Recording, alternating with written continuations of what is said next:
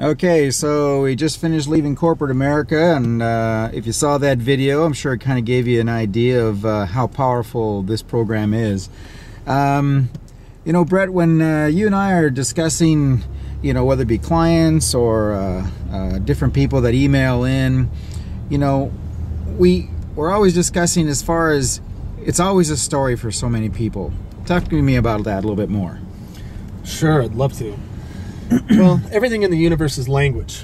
So it's all a story, and each one of us is just a meaning-making machine. We have a holographic universe, and we interpret information through our holographic brain. It's just filters. Almost everybody knows this. But those filters then create our story. So depending on how those filters are stacked and organized plays a huge part in the type of story that we create for ourselves.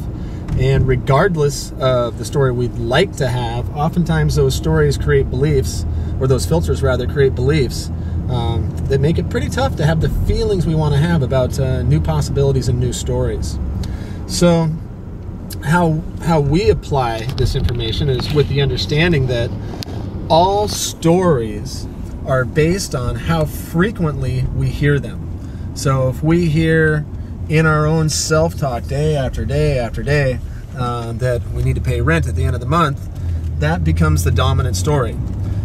If we have a different story that's going on in our awareness that says, hey, if I follow path A, path B, and path C, that's going to lead to my total freedom, then that becomes our new story as well. So for me and a lot of the people that I hang around with, our stories are focused on creating divinity, creating heaven on earth.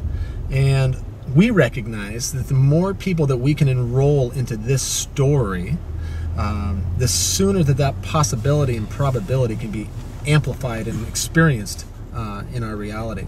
Well, you know, that's one of the things that I believe we put on our blog was that, you know, I think it's a great habit for the people who have a great daily habit of doing affirmations once a day. And if you're doing an affirmation about, you know, I am wealthy, I am successful, you know, I attract business, I attract new opportunities, you do that for, you know, 1 hour a day, you know, that's a great habit. But if you're spending the other 23 hours a day thinking about how broke you are and, oh, I don't have money to pay the rent, and, you know, life is so crappy, it's not going to do you a whole lot of good. So how does the Living Vision Board correct this this problem? Living Vision Board's everywhere. Bottom line, it's everywhere. It takes all of the information that we know from things like The Secret or What the Bleep or what Tony Robbins taught or Deepak Chopra's taught or any other masters or gurus or spiritual teachers of all time.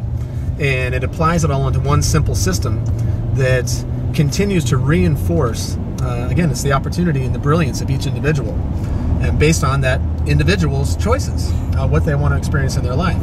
Granted, it takes a little bit of time to learn how to do it, but once you're done forever. And it's all about creating that new story. Again, most people are addicted, everybody actually is addicted to who they are. Our objective is to give people the tools to become addicted to who they can become. And that's where life becomes exciting, because we're now moving towards joy in a whole new level. As an example, there's a message right in front of me right now that says, I enjoy the process of becoming a Jedi warrior. And I have the word Jedi.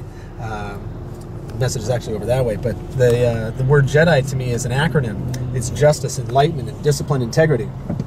And then within that message, if I enjoy the process of becoming a Jedi warrior, it's asking me to embody the feeling of that right now and create an agreement with other people. So I'm sharing that with Ross, I'm sharing that with you, I'm sharing that feeling that I have, and that feeling that I have, that is literally coming from the endocrine producing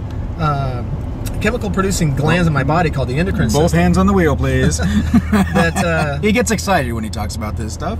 That are training all of my cells and the receptor sites on those cell walls to crave new chemicals that are more joyful, more blissful, more possibility-based. And as I create that new chemical addiction, my body mind is helplessly moved towards more and more beauty. And again, that's the biggest evolutionary leap that humanity can possibly take right now, is to access more of their higher state of organizing potential and their higher state of their mammalian brain instead of their fight or flight, or the part of their brain called the reptilian brain that notices differences. We want to find similarities in where we're going. We don't want to find the differences between where we are and where we're going. We want to keep tying those pieces together. We're looking at unity consciousness. That's the whole key. That's the story that is the next big leap for humanity, I believe. And of course, you know, the universe is going to find singularity, whether it's through nuclear warfare or through spiritual awakening. I just think that we have this wonderful opportunity. Why not make it a spiritual awakening?